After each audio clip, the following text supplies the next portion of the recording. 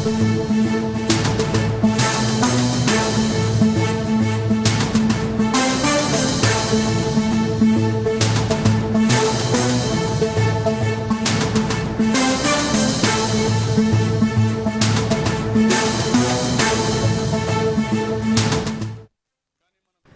భవన్ కు చేరుకున్నారు మంత్రి పొన్నం ప్రభాకర్. పొన్నం అధ్యక్షతన హైదరాబాద్ జిల్లా నేతల సన్నాహక సమావేశం ప్రారంభమైంది. ముఖ్య అతిథిగా పీసీసీ చీఫ్ మహేష్ కుమార్ గౌడ్ హాజరయ్యారు. జూలై 4న హైదరాబాద్ కు మల్లికార్జున ఖర్గే రాక అదే రోజు నిర్వహించే సభపై సమావేశంలో చర్చిస్తున్నారు. జూలై 4న ఎల్బీ స్టేడియంలో గ్రామ మండల జిల్లా రాష్ట్ర నేతలతో కాంగ్రెస్ భారీ ఎత్తున సభను తలపెట్టింది. ఈ సభలో ఏఐసీసీ చీఫ్ మల్లికార్జున ఖర్గే పాల్గొననున్నారు. సమావేశంలో సభ ఏర్పాట్లపై చర్చించనున్నారు.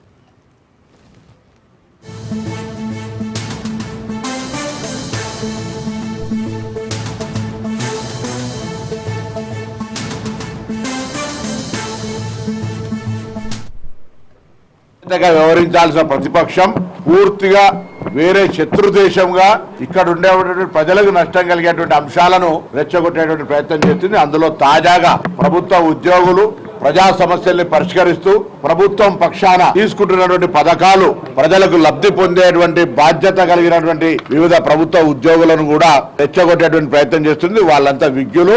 ప్రభుత్వంలో ట్రెజరీ అంటే ప్రజాస్వామ్యంలో వారు కూడా ఒక పిల్లర్.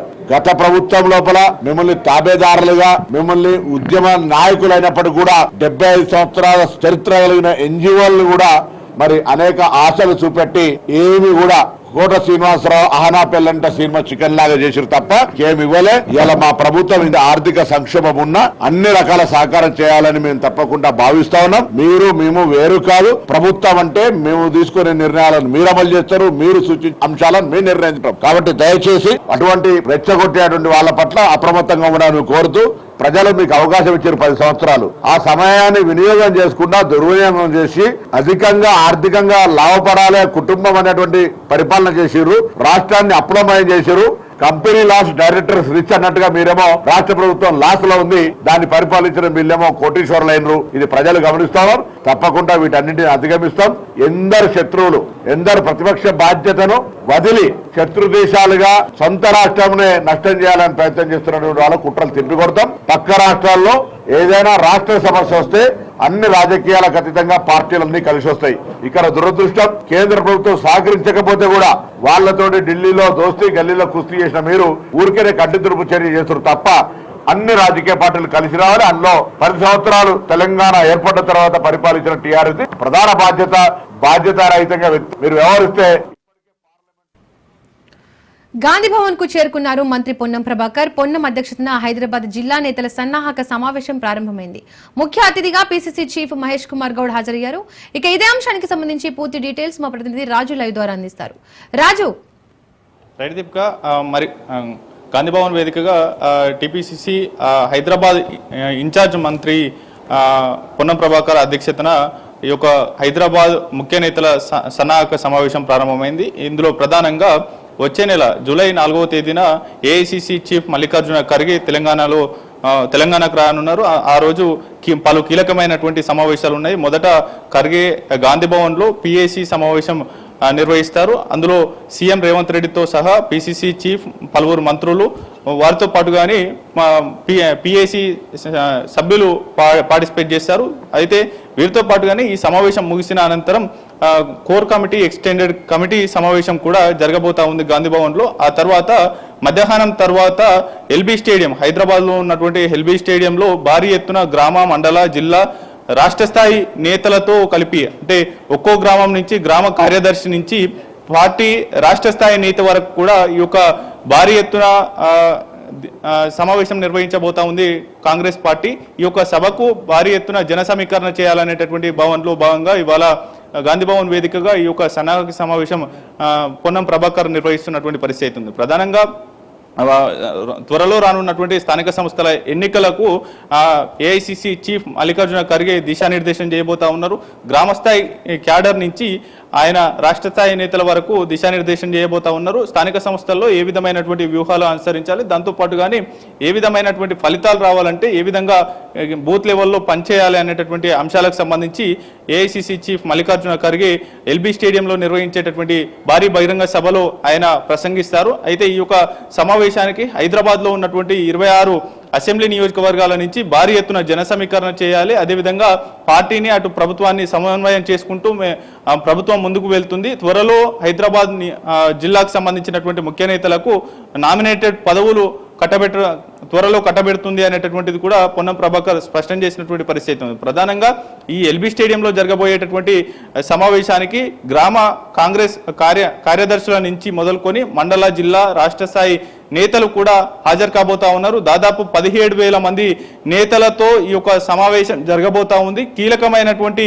సమావేశంలో స్థానిక సంస్థల ఎన్నికల్లో ఏ విధమైనటువంటి ఫలితాలు సాధించేందుకు, ఘనమైనటువంటి విజయం సాధించేందుకు ఏ విధమైనటువంటి వ్యూహాలను అనుసరించాలి, అదేవిధంగా ఏ విధంగా పనిచేస్తే అంతిమ లక్ష్యాన్ని చేరుకుంటామనేటటువంటి అంశానికి సంబంధించి కూడా పూర్తి స్థాయిలో దిశానిర్దేశం చేయబోతా ఉన్నారు. ఈ సమావేశానికి సంబంధించి ఏర్పాట్లు, అదేవిధంగా జన సమీకరణ, ఇతర ఏర్పాట్లకు సంబంధించి కూడా ఇందులో ఇవాళ గాంధీభవన్లో జరుగుతున్నటువంటి పొన్నం ప్రభాకర్ అధ్యక్షతన జరుగుతున్నటువంటి సన్నాహక సమావేశంలో ప్రధానంగా చర్చించబోతా ఉన్నారు. హైదరాబాద్, గ్రేటర్ హైదరాబాద్కు సంబంధించినటువంటి ముఖ్య నేతలకు పలు బాధ్యతలు, ఖర్గే సభకు సంబంధించి పలు బాధ్యతలను కూడా అప్పగించేటటువంటి అవకాశం ఉంది. పలువురు నేతలకు పూర్తి స్థాయిలో కూడా ఏఐసిసి చీఫ్ మల్లికార్జున ఖర్గే వచ్చిన నాటి నుంచి తిరుగు ప్రయాణం అనంత వరకు కూడా ప్రోటోకాల్ వ్యవహారం చూసుకునేటటువంటి బాధ్యతలు కావచ్చు. ఆ తర్వాత ఆ రోజు నిర్వహించేటటువంటి భారీ బహిరంగ సభకు జన సమీకరణకు సంబంధించి ఏ నియోజకవర్గం నుంచి ఎంతమంది జన సమీకరణ చేయాలి, ఓవరాల్గా ఆయా నియోజకవర్గాలకు ఎవరిని ఇన్ఛార్జ్ పెట్టాలి జన సమీకరణకు అనేటటువంటి అంశానికి సంబంధించి ఇవాళ బాధ్యతలు కేటాయించేటటువంటి అవకాశం అయితే కనిపిస్తూ ఉంది ఇప్పుడు జరుగుతున్నటువంటి సమావేశంలో. దాంతోపాటుగానే ఈ యొక్క సభను విజయవంతం చేసేందుకు కూడా ప్రజల్లో కాంగ్రెస్ పార్టీకి వస్తున్నటువంటి ఆదరణ కావచ్చు, అదేవిధంగా దాంతోపాటుగానే అమలు చేస్తున్నటువంటి సంక్షేమ పథకాలను ప్రజలకు వివరించడంతో పాటుగానే ఈ సభకు జనాన్ని మొబిలైజ్ చేయడంలో కూడా కీలక పాత్ర పోషించాలి హైదరాబాద్ నేతలు అనేటటువంటి దిశానిర్దేశం కూడా పొన్నం ప్రభాకర్ చేస్తున్నటువంటి పరిస్థితి ఉంది. ఈ సమావేశంలో హైదరాబాద్ ఇన్ఛార్జ్ మంత్రిగా ఉన్నటువంటి పొన్నం ప్రభాకర్తో పాటుగానే ముఖ్య అతిథిగా ఈ సమావేశానికి పిసిసి చీఫ్ మహేష్ కుమార్ గౌడ్, అదేవిధంగా ఎమ్మెల్యే ఖైరతాబాద్ ఎమ్మెల్యే దానం నాగేందర్, రాజ్యసభ సభ్యుడు ఎంపీ అనిల్ కుమార్ యాదవ్ పార్టిసిపేట్ చేశారు. వారితో పాటుగానే బల్మూర్ వెంకట్, వివిధ కార్పొరేషన్ల చైర్మన్లు కూడా ఈ యొక్క సమావేశానికి హాజరయ్యారు. వారితో పాటుగానే సీనియర్ నేతలు విహెచ్ అంజన్ కుమార్ యాదవ్, అజారుద్దీన్, వీరితో పాటుగానే పలువురు హైదరాబాద్కు చెందినటువంటి కీలక నేతలు కూడా హాజరయ్యారు. ఈ సమావేశం గాంధీభవన్లో కొద్దిసేపటి క్రితమే ప్రారంభమైంది. ఈ సమావేశంలో ఓవరాల్గా జూలై 4వ తేదీన నిర్వహించేటటువంటి కీలకమైనటువంటి భారీ ఎత్తున కాంగ్రెస్ పార్టీ గ్రామస్థాయి నాయకుల నుంచి రాష్ట్ర స్థాయి నాయకుల వరకు నిర్వహించేటటువంటి దాదాపు 17,000 మందితో నిర్వహించేటటువంటి బహిరంగ సభకు సంబంధించినటువంటి ఏర్పాట్లను పూర్తి స్థాయిలో బాధ్యతలు అప్పగించడంతో పాటుగానే సభను విజయవంతం చేసేందుకు ఈ యొక్క సమావేశంలో చర్చిస్తున్నటువంటి పరిస్థితి అయితే ఉంది. దీపిక, రాజు, కాంగ్రెస్ ఏర్పాటు చేసే ఈ భారీ బహిరంగ సభలో ఎలాంటి అంశాలపై ప్రస్తావించే అవకాశం ఉంది, ఎలాంటి అంశాలను ప్రస్తావించే అవకాశం ఉంది? జూలై 4వ తేదీన నిర్వహించేటటువంటి భారీ బహిరంగ సభకు ఏఐసిసి చీఫ్ మల్లికార్జున ఖర్గే వస్తున్నారు. అయితే తెలంగాణలో ఇంప్లిమెంట్ చేస్తున్నటువంటి సంక్షేమ అభివృద్ధి పథకాలను ప్రజలకు వివరిస్తూనే ఇప్పటి నుంచే ఆ భారీ బహిరంగ సభకు ప్రచారం కల్పించాలి. వాటితో పాటుగానే అటు ఖర్గే ఇతర రాష్ట్రాల్లో కూడా తెలంగాణ మోడల్ అనుసరించాలనేటటువంటి ఇది కూడా అగ్రనేతలు ప్రచారం చేస్తున్న నేపథ్యంలో కూడా తెలంగాణకు వస్తున్న ఖర్గే ఏఐసిసి చీఫ్ మల్లికార్జున ఖర్గే బహిరంగ సభను విజయవంతం చేయడంతో పాటుగానే ఆయన ప్రసంగించేటటువంటి ప్రతి అంశాన్ని కూడా ప్రజలకు చేరే విధంగా చూసుకోవాలి. అదేవిధంగా హైదరాబాద్లో ఈ యొక్క భారీ బహిరంగ సభ ఏర్పాటు చేస్తున్నాం కాబట్టి భారీగా జన సమీకరణ చేయడంతో పాటుగానే ఏ ఒక్క ఇబ్బందులు తలెత్తకుండా, అవాంతరాలు తలెత్తకుండా కూడా ఈ ఎల్బీ స్టేడియంలో నిర్వహించే భారీ బహిరంగ సభకు విజయవంతం అయ్యేంత వరకు కూడా పూర్తి స్థాయిలో నేతలు బాధ్యతలు తీసుకోవాలి అనేటటువంటి అంశానికి సంబంధించి మంత్రి పొన్నం ప్రభాకర్ దిశానిర్దేశం చేస్తున్నటువంటి పరిస్థితి అయితే ఉంది. మరి కాసేపట్లో పిసిసి చీఫ్ సైతం ఇందులో ప్రసంగించనున్నారు. Right Raju, thank you. TDP విస్తృత స్థాయి సమావేశంలో సీఎం చంద్రబాబు మాట్లాడుతున్నారు. లైవ్ చూద్దాం. ఏ స్థాయికి వెళ్లేదో మనం గుర్తుపెట్టుకోవాల్సిన అవసరం ఉంది. ఇక్కడ ఇంకొక విషయం కూడా, రాష్ట్రంలో గడిచిన ప్రభుత్వం తెచ్చినటువంటి బ్యాడ్ ఇమేజ్ అంతా కూడా క్లీన్ చేయాలంటే చాలా సమయం పడుతుంది. అయితే మన మీద ఒక నమ్మకం ఉంది, ఒక విశ్వాసం ఉంది, ఒకప్పుడు ట్రాక్ రికార్డు ఉంది. అందుకే ప్రజలు ముందుకొచ్చి పెట్టుబడులు పెట్టడానికి కూడా ఉత్సాహాన్ని చూపించారు. ఈరోజు మీరు చూస్తే గడిచిన 1 ఇయర్లో 9,34,000 కోట్ల రూపాయలు పెట్టుబడులు వచ్చాయి, ఒప్పందాలు చేశాం. దీనివల్ల 8,50,000 మందికి ఉద్యోగాలు వస్తాయి. ఈరోజు TCS, Google, Cognizant, Arcelor Mittal, BPCL, Reliance, Adani, Birla, Jindal, all brands are here. ఇంకా చిన్న చిన్న కంపెనీలు అన్నీ వచ్చాయి. ఆల్మోస్ట్ అన్ని కంపెనీలు వచ్చే పరిస్థితికి వచ్చింది. మనం కూడా ఒక ప్రణాళిక ప్రకారం వర్కౌట్ చేస్తున్నాం. ఉత్తరాంధ్ర కేంద్రంగా విశాఖపట్నాన్ని, అమరావతి కేంద్రంగా ఈ ప్రాంతాన్ని, అదే మరి తిరుపతి ఆ ప్రాంతాన్ని అవసరమైతే 5 జోన్స్గా చేసుకుని ఏ విధంగా అభివృద్ధి చేయాలనో అభివృద్ధి కోసం ప్రణాళికలు కూడా తయారు చేస్తున్నాం.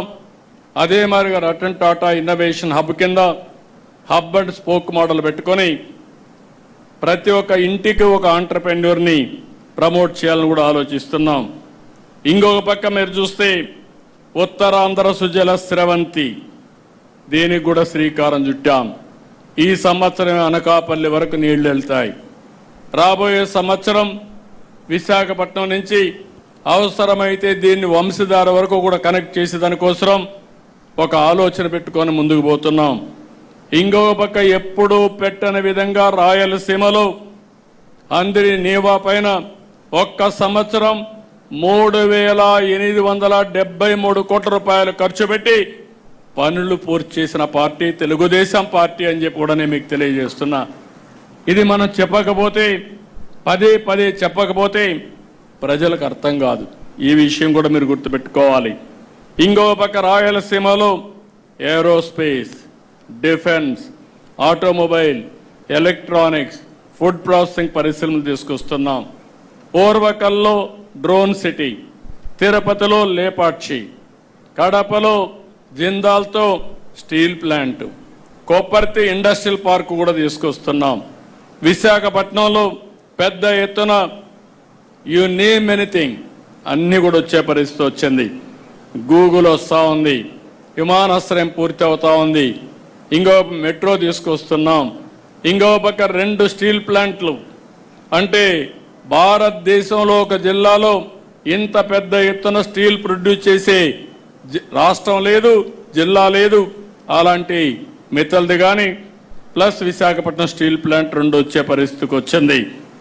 ఇంకొక పక్కన మీ అందరికీ పదే పదే చెప్పాను, PM Surya Ghar, roof top solar, 20 లక్షల ఫ్యామిలీస్లో మనం దీన్ని తీసుకెళ్లాలనుకున్నాం.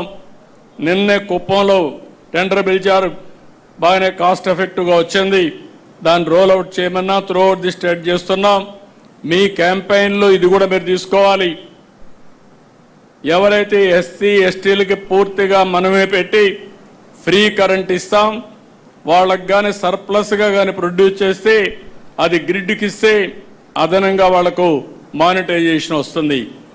అదే మాదిరిగా బీసీలకు 98,000 వరకు 3 కిలోవాట్ల వరకు వాళ్ళు సోలార్ పెట్టుకోవడానికి వెసులుబాటు ఇస్తాం. అదే సమయంలో ఓసీలకు కూడా 70,000 రూపాయలు మనం సబ్సిడీ ఇచ్చే విధంగా, దగ్గర 78,000 రూపాయలు సబ్సిడీ ఇచ్చే విధంగా ఎన్ని కిలోవాట్లు పెట్టుకున్నా ఇచ్చే ఏర్పాటు చేస్తాం. దీన్ని ప్రమోట్ చేయాలి, మన కార్యకర్తలకు కూడా చెప్పాలి.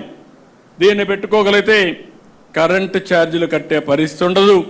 అవసరమైతే అదనంగా ఉత్పత్తి అయితే ఈవీ వెహికల్స్కి ఛార్జింగ్ చేసుకునే అవకాశం కూడా వస్తుంది. కుసుమ్ కూడా పెట్టాం. ఎవరైనా ముందుకు రైతులు వస్తే కుసుమ్ కింద వాళ్లకు ఫ్రీగా పెట్టించి అదనపు కరెంట్ అమ్ముకునే విధంగా అదనపు కరెంటు వాళ్ళు వేరే విధంగా వాడుకోవడానికి కావాలంటే ఇంటికి వాడుకోవడానికి కూడా పెడతాం. ఇవన్నీ మనం చేసిన పనులు చెప్తూనే జరిగే రాజకీయాలు కూడా మీరు చెప్పాలి.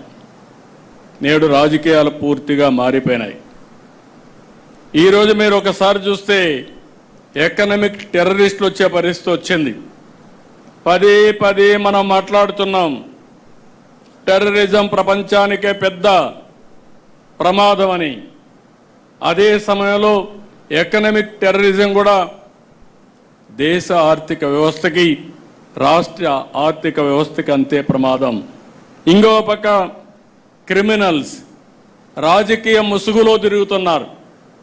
నేను పదే పదే చెప్పాను, ఈ విషయం కూడా మీరు అధ్యయనం చేసుకోవాల్సిన అవసరం ఉంది. తీవ్రవాద సమస్య, ఫ్యాక్షన్ పాలిటిక్స్, అదే సమయంలో కమ్యూనల్ వైలెన్స్, రౌడీజం నిర్మోహమాటంగా అణిచివేశాం. అక్కడ రాజీ లేదు, అడ్డంకులు లేవు. కానీ ఇక్కడ వచ్చింది అలాంటి రౌడీలే రాజకీయ ముసుగేసినప్పుడు ఆ ముసుగులో కానీ మనం ఏమారి ఏమాత్రం కూడా అప్రమత్తంగా ఉండకపోతే చాలా ప్రమాదం వస్తుంది. అదే జరిగింది. 2019 ఎన్నికల ముందు వివేకానంద రెడ్డి హత్య ఒక ఉదాహరణ. ఆ రోజు నేనే ముఖ్యమంత్రి, ఇప్పుడే నాయకులందరూ ఉన్నారు. ఎన్నికల్లో చాలా బిజీగా ఉన్నాం సీట్లు పంపిణీలో. తెల్లవారితో నిద్రలేస్తే వార్త సాక్షి పేపర్లో గుండెపోటుతో చనిపోయాడు. నేను కూడా నమ్మాను. నేను ఎప్పుడు ఒక అనుమానంగా చూస్తాను. ఏ విషయం మీరు చెప్పినా చెవులో పెట్టుకుంటూనే ఇంకొక చెవులో ఆలోచిస్తూ ఉంటాను, ఇది చెప్పింది కరెక్టా లేదా అని వెరిఫికేషన్ చేసుకుంటాను. అలాంటి నేను వెరిఫికేషన్ చేసుకోకుండా నమ్మా. టైం పాస్ అయింది. డెవలప్మెంట్స్ ఎప్పుడూ మీకోసరం నా కోసం ఆగవు. ఈ విషయం కూడా మీరు గుర్తుపెట్టుకోవాలి. ఇదో కేస్ స్టడీ మీ మనసుల్లో ఉండాలి. తెల్లవారి జరిగింది. ఎవరైతే చేసిన వ్యక్తులు జాగ్రత్తగా ఉన్నారు, ప్రణాళికలు రచించుకుంటున్నారు, మనం మాత్రం కంట్రోల్ చేయాల్సిన వ్యక్తులం ఏమరపాటుకు గురయ్యాం. ఏమరపాటుకు గురవుతానే అక్కడి నుంచి మీరు చూస్తే తీరిగ్గా హైదరాబాద్ నుంచి కారు వచ్చాడు. ఆయన కుమార్తె అడిగింది పోస్ట్ మార్టం చేయమని. అప్పటికే బాక్స్ కూడా రెడీ అయిపోయింది. అంటే అతి దారుణంగా చంపేసి మెదడంతా బయట వచ్చే విధంగా గొడ్డలతో నరికి రూము బాత్రూమ్ అంతా బ్లడ్ అయిపోయి దాన్నంతా కడిగి బాక్స్లో పెట్టి ఆ బాడీని కూడా ఎక్కడికక్కడ కుట్లేసి మళ్ళీ గుడ్లు కప్పేసి అంత్యక్రియలు చేయడానికి సిద్ధమైపోయే పరిస్థితికి వచ్చారు. అప్పుడు తీసుకుపోయి పోస్ట్ మార్టం చేస్తే ఇమ్మీడియట్గా ఇది గొడ్డలు వేయటని తేలిన 5 నిమిషాల్లో మాట మార్చేసి నా తండ్రి చనిపోయాడు, ఈరోజు మా బాబాయిని కూడా చంపేశారు, నేను అనాథ అయిపోయానని చెప్పితే ఈ రాష్ట్రం నమ్మింది. మనం మోసపోయాం. ఒక్క విషయం మీరు గుర్తుపెట్టుకోవాలి. ఉండేవాళ్ళు పాలసీ మేకర్స్ ఉన్నాం, పాలసీని ఎగ్జిక్యూట్ చేసే మంత్రులు ఉన్నాం. ఆ రోజు కానీ మనకు ఆలోచన వచ్చి కరెక్ట్గా 1 గంట 2 గంటలు అక్కడ అన్నీ వదిలిపెట్టండి. 2 గంటలు మనం ఆలోచించి అప్పటికప్పుడే మొత్తం రికార్డ్స్ అన్ని సీజ్. పక్క మీరు చూస్తే ఎక్కడికక్కడ హాస్పిటల్స్ తాకట్లు పెట్టే పరిస్థితికి వచ్చారు. ఈరోజు మనం వచ్చిన తర్వాత ఏదైతే అమరావతి మానిటైజేషన్ ప్రాజెక్ట్ అది ఈరోజు రైతుల ముందుకు వచ్చారు, భూమి ఇచ్చారు, తిరిగి డెవలప్ చేసి వాళ్ళకి ఇస్తాం. కొంత భూమి ఆఫీసులు కానీ ఇన్ఫ్రాస్ట్రక్చర్ కడతాం, కొంత భూమి మిగిలితే కొన్ని సంస్థలు కూడా ఇచ్చి ఆ మిగిలిన దాన్ని అమ్మితే ఆ డబ్బులతో ఇన్ఫ్రాస్ట్రక్చర్ డెవలప్ చేసే పరిస్థితి వస్తుంది. అయితే ఈరోజు డబ్బులు రాదు, ఇప్పుడు అమ్మితే తక్కువ ధరలు ఉంటాయి, అభివృద్ధి పెరిగితే ధరలు పెరుగుతాయి. నేను హైదరాబాద్లో చూశాను. హైటెక్ సిటీ ప్రారంభించినప్పుడు ఆ ప్రాంతంలో ఎకరాలు ₹1,00,000, ఇప్పుడు 100 కోట్ల రూపాయలు. అది దాని విలువ. అభివృద్ధి జరిగినప్పుడు విలువ మారిపోతుంది. ఒక ఇండస్ట్రీ వచ్చినా, ఒక రోడ్డు వచ్చినా, ఏది వచ్చినా. ఆ విధంగా దాన్ని చేస్తే అందరికీ లెటర్లు పంపించారు, వ్యతిరేక క్యాంపెయిన్ చేశారు. ఆ రోజు కూడా ఇదే మారిగా అమరావతి పైన విష ప్రచారం చేసి డబ్బులు ఇవ్వకుండా అన్ని ఏజెన్సీలకు పంపించి ఇష్టానుసారంగా ప్రవర్తించారు.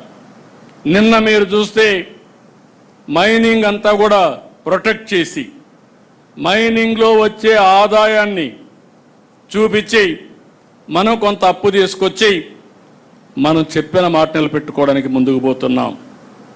దానికి అందరికీ లెటర్లు రాసి ఏదో కాన్స్టిట్యూషనల్ వైలేషన్ అని, మీరు చేసింది చెప్పిన దానికి వ్యతిరేకంగా మద్యపాన నిషేధాన్ని తెస్తామని చెప్పి మద్యపానాన్ని 25 సంవత్సరాలు తాకట్టు పెట్టి డబ్బులు తేవడం అది తప్పు. నేను ఈరోజు short term, medium term, long term balance చేసుకుని అభివృద్ధిని పట్టాలెక్కించి ఆదాయాన్ని పెంచుకుంటూ తాత్కాలికంగా చెప్పిన మాట నిలబెట్టుకోవడానికి అదనంగా కొంత డబ్బులు తీసుకునే పరిస్థితి తీసుకొస్తున్నాం. ఇది తప్పు కాదు. కేంద్రం ఎంత ఇవ్వాలనో అంత తీసుకొచ్చాం. ఈరోజు మీరు చూస్తే పోలవరం డబ్బులు ఇచ్చారు, విశాఖపట్నం స్టీల్ ప్లాంట్కి ఇచ్చారు. మనకు ఇబ్బందులు ఉన్నాయంటే శాసక కింద డబ్బులు తీసుకొచ్చాం. అదే సమయంలో కొంత వెసులుబాటు కోసం మనం ఈ పనులు చేస్తా ఉంటే అడ్డుపడి ఇవ్వకపోతే ఇవ్వలేదు, ఇస్తే ఎక్కడైనా డబ్బులు తెస్తే ఇవ్వనీయకుండా అడ్డుపడడం, ఇదేమి రాజకీయం నాకు అర్థం కావడం లేదు. అంటే ఇంత నీచమైన రాజకీయాలు కూడా చేసి మళ్ళీ ప్రజల్ని మెప్పించాలని ఆలోచించిన వాళ్ళని ప్రజల్లో మనం ఎడ్యుకేట్ చేయాల్సిన అవసరం ఉంది. నేను చాలా స్పష్టంగా ఉన్నా. నా ఆలోచన short time, medium term, long term 3 కూడా బ్యాలెన్స్ చేసుకుని సస్టైనబుల్ ఎకానమీతో ఆర్థిక వ్యవస్థ సుస్థిరత అదే మనకి స్టేబుల్గా చేసి దీన్ని బ్యాలెన్స్ చేయడం మన ఆలోచన. ఈ విషయాన్ని కూడా మీరు అర్థం చేసుకొని ప్రజల్లోకి తీసుకుపోవాల్సిందిగా నేను మిమ్మల్ని అందరినీ కోరుతున్నా. ఈ కార్యక్రమంలో కావలసిన లిటరేచర్ తయారు చేశాం, పార్టీ మొడాలిటీస్ కూడా తయారు చేశాం. మన వాళ్ళు అవన్నీ ఎక్స్ప్లెయిన్ చేస్తారు. అల్టిమేట్గా నేను ఒకటే చెప్తున్నా, ఎక్కువ మంది యంగ్స్టర్స్ ఉన్నారు, ఎక్కువ మంది ఫస్ట్ టైం ఎమ్మెల్యేలుగా, ఎంపీలుగా అయిన వాళ్ళు ఉన్నారు. మీలో ఆలోచన విధానం ఇన్నోవేటివ్గా ఉండాలి. లేదంటే మీరు అర్థం చేసుకునే సమయానికి మీ 5 ఏళ్ళు అయిపోతే మళ్ళా మనం ఎక్స్ఎమ్మెల్యేలుగా ఉండాల్సి వస్తుంది. అది రాకుండా ఉండాలంటే ఎప్పటికప్పుడు కోపప్ చేసుకొని కరెక్టివ్ మెజర్స్ చేసుకొని మీరు ముందుకు పోవాల్సిన అవసరం ఉంది. యాస్పిరేషన్స్ ఉన్నాయి, కార్యకర్తల్లో యాస్పిరేషన్స్ ఉన్నాయి, పబ్లిక్లో యాస్పిరేషన్స్ ఉన్నాయి. అదే సమయంలో ఈ 2 యాస్పిరేషన్స్ని ఫుల్ఫిల్ చేయాలంటే మళ్ళీ బ్యాలెన్సింగ్ ఉండాలి. ఎక్కడన్నా తప్పులు జరిగితే మళ్ళీ ఇబ్బందులు వచ్చే అవకాశం ఉంటుంది. ఈ విషయం కూడా మీరు గుర్తుపెట్టుకోవాలి. అందుకే ఈ మీటింగ్ తర్వాత మనకు ఒక ఐడియా వస్తుంది. మీరు 1 మంత్ నేను ప్రచారం చేస్తాం. నేను అయిన తర్వాత కూడా మళ్ళీ ఎప్పటికప్పుడు అనలైజ్ చేస్తా. గ్రాఫ్ పెరుగుతా ఉందా, గ్రాఫ్ తగ్గుతుందా, కాన్స్టిట్యున్సీ కానీ, వ్యక్తి కానీ, రాష్ట్రం కానీ అన్నీ కూడా ఎక్కడికక్కడ దీన్ని అధ్యయనం చేసుకుంటూ మనం ముందుకు పోదాం. నేను ఎన్నికల ముందు ఒకే మాట మీకు చెప్పా, నన్ను డీటెయిల్స్ అడగద్దండి, సరైన నిర్ణయం తీసుకుంటాను ఆ రోజు చెప్పా. ఆ రోజు నన్ను నమ్మారు, ఎవరు క్వశ్చన్ చేయలేదు. అందుకే ఎప్పుడూ రానంత విజయం 94% స్ట్రైక్ రేట్ వచ్చిందంటే ఆ రోజు తీసుకున్న నిర్ణయాలే కారణం. ఇప్పుడు కూడా నా ప్రణాళిక 2029. ఆ విషయం మీరు గుర్తుపెట్టుకోండి. 1 ఇయర్ అయింది. నేను అందుకే పాంప్లెట్ వేసినప్పుడు కూడా పెట్టాను, సుపరిపాలనలో తెలుగు తొలి అడుగు 4.1. అంటే 4వసారి ముఖ్యమంత్రి మొదటి సంవత్సరం, ఇప్పుడు 2వ సంవత్సరం మీటర్ స్టార్ట్ అయింది, అప్పుడే 1 month అయిపోయింది. I'm calculating month, day, hour and year. So every నిమిషం ఆలోచించుకొని మనం చేయవలసిన పనులు గుర్తుపెట్టుకొని అవి చేస్తూనే అవి సమర్థవంతంగా ప్రజల్లోకి తీసుకుపోవడానికి మనందరం కూడా చేయాల్సిన అవసరం ఉంది. కార్యకర్తల్లో ఉత్తేజాన్ని తేవాలి, అది కూడా మళ్ళీ నేను మాట్లాడినప్పుడు చెప్తాను. అదే సమయంలో ప్రజలకు అందుబాటులో ఉండాలి. రెండు కూడా బ్యాలెన్స్ చేసుకొని ముందుకు పోవాల్సి కోరుకుంటూ ఈ కార్యక్రమానికి వచ్చిన మిమ్మల్ని మళ్ళీ ఒకసారి చెప్తున్నా, ఆషామాషిగా తీసుకోవద్దండి, సీరియస్గా తీసుకోండి. అయితే ఇది నాటి మరీ ఇది కూడా కాదు, నేను అందుకే పదే చెప్తున్నా, ఈ మధ్య హార్డ్ వర్క్ కాదు కావాల్సింది, స్మార్ట్ వర్క్. పార్టీలు కూడా కావాల్సిన స్మార్ట్ వర్క్ కావాలి. ఆ టెక్నిక్స్, ఆ స్కిల్స్ మీకు వస్తే చాలా ఈజీగా ఉంటుంది, సులభంగా ఉంటుంది. రెండవది ఎంజాయ్ చేసే అవకాశం కూడా వస్తుంది. ఎప్పుడు కూడా ఫెటిక్ వస్తుందంటే కారణం ఇష్టం లేకుండా పనిచేస్తే. ఇష్టం లేకుండా పనిచేస్తే కష్టం అనిపిస్తుంది, ఇష్టంగా పనిచేస్తే ఆనందాన్ని, ఎనర్జీని పెంచుతుంది. ఈ విషయం కూడా మీరు గుర్తుపెట్టుకోవాల్సిందిగా మరొక్కసారి కోరుకుంటూ, ఆ దిశగా సుపరిపాలనలో తొలి అడుగు గ్రాండ్ సక్సెస్ అయ్యేట్టుగా 30 days. ఇంకొక పని లేదు, no exemption, no permissions, no టానా, నో ఆట. మీరు అవన్నీ పెట్టుకుంటే మాత్రం ఈడ లేనిపోని ప్రాబ్లమ్స్ వస్తాయి. టాటా చెప్పేస్తారు. మీరు ఆట టానా ఆడిపోతే మీకు టాటా ఇక్కడ చెప్పేస్తారు, అక్కడి నుంచి మీరందరూ ఫినిష్ అయిపోతాం. కాబట్టి ఇవన్నీ గుర్తుపెట్టుకోవాలి. There is no substitute. అందరం కలిసి సమిష్టిగా పనిచేద్దామని మరొక్కసారి విజ్ఞప్తి చేస్తూ అందరికీ నమస్కారాలు. Thank you one and all.